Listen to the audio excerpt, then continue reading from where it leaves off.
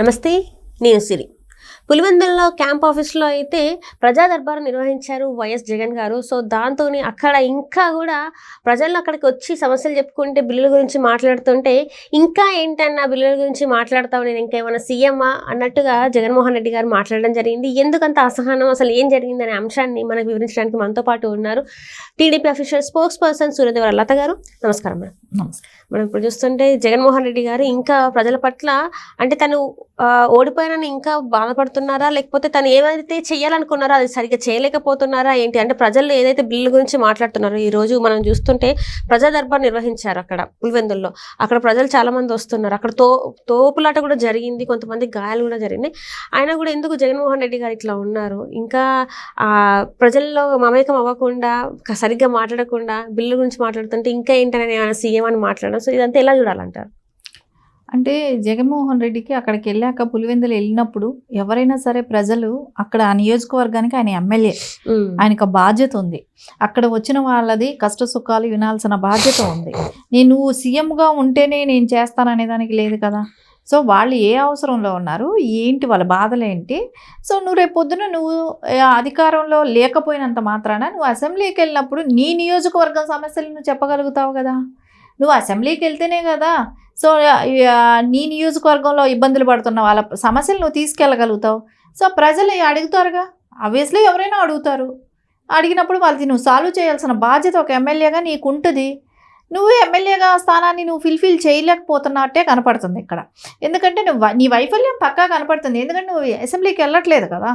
అసెంబ్లీకి వెళ్ళి వాళ్ళ సమస్యలు ఏంటో కనుక్కోవాలి. యాక్చువల్లీ సరే, ఎవరైతే బిల్లులు ఉన్నాయో వాళ్ళ బిల్లులు వాళ్ళు తీసుకొచ్చి వాళ్ళ బాధలు చెప్పుకున్నప్పుడు ఆ సమస్యలు వినాలి. సో నేను అడుగుతానన్నా నేను చేసి పెడతాననే మాట నువ్వు అనాలి.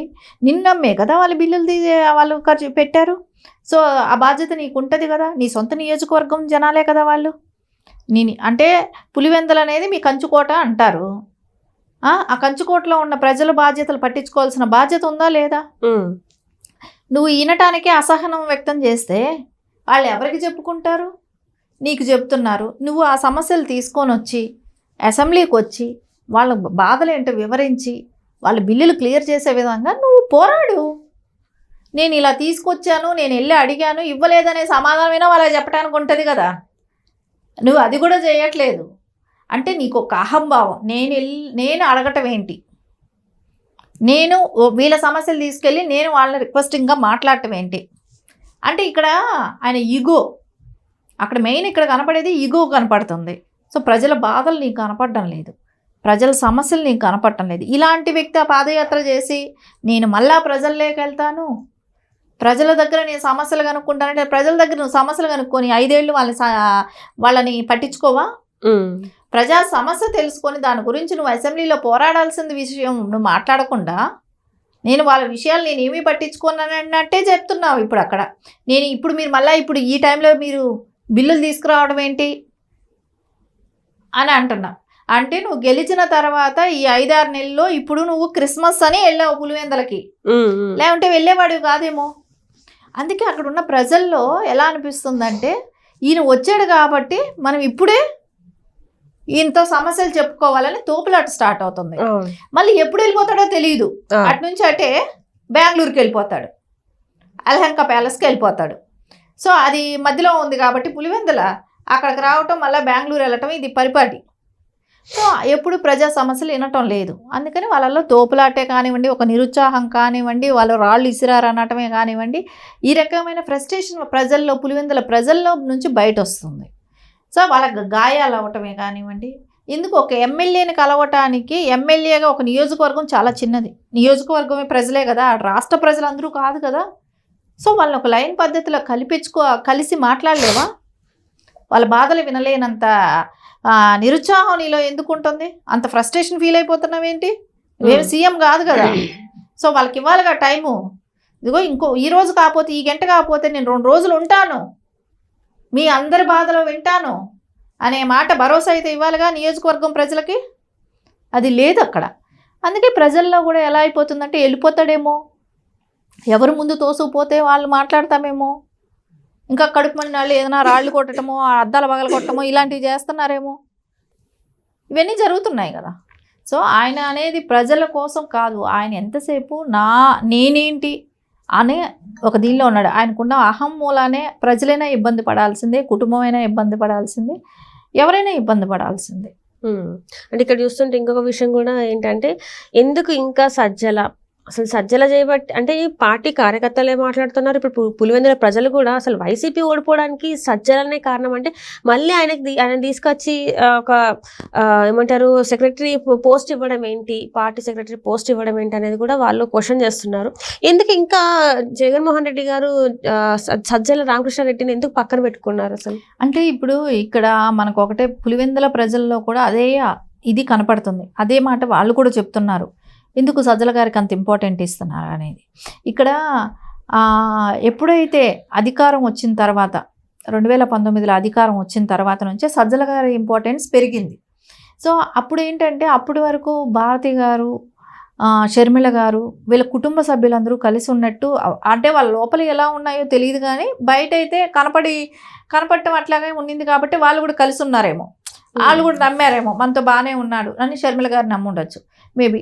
అట్లాగే వాళ్ళందరూ కలిసి ఉండటంతో అప్పుడు సజ్జల గారి ఇంపార్టెన్స్ అనేది అప్పుడు కనపడలే. అక్కడ ఎప్పుడైతే ఆ భారతి గారు అంటే ఒకసారి సీఎం అయిపోయిన తర్వాత భారతి గారు ఇది కూడా పెరిగింది కాబట్టి భారతి గారు తీసుకొచ్చి పెట్టిన వ్యక్తి ఏమో అనేది అందరూ అంటుంటారు సజ్జల గారిని. అంటే భారతి గారి ఇన్ఫ్లుయెన్స్ అనేది అక్కడ పనికొస్తుంది కదా. ఇప్పుడు ఒక ఫ్యామిలీలో వైఫ్ మాటే చెల్లుతుంది. సో సజ్జల గారు అక్కడ ఉంటే షర్మిల గారిని ఇలాంటి వాళ్ళని పక్కన పెట్టచ్చు. ఓకే.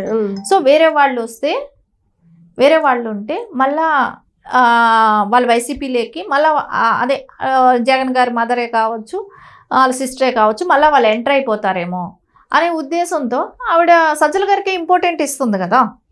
సో ఆయన ఉన్నప్పుడు రావట్లేదు వాళ్ళు, సో రానివ్వట్లేదు ఆయన. సో అందుకని అది ఖచ్చితంగా సజ్జల గారికి ఇప్పుడైనా ఇంపార్టెంట్ ఇస్తారు. సో వాళ్ళు రాకూడదు, మెయిన్ ఏమేంటి రాకూడదు ఆయన. సో అందుకని ఏదేమైనా జరగనివ్వండి. కొంతమందికి ఒక ఇది ఉంటుంది, నేను చెప్పింది జరగాలి, ఎంత నష్టమైనా జరగని, ఎవరేమైనా అయిపోనివ్వండి, రాష్ట్రమైనా తగలడిపోని, ప్రజలైనా ఏమైనా అవని నేను చెప్పింది జరగాలి అనే ఒక ఇది ఉంటుంది. దానికి సంబంధించిన వ్యక్తే జగన్మోహన్ రెడ్డి కానీ.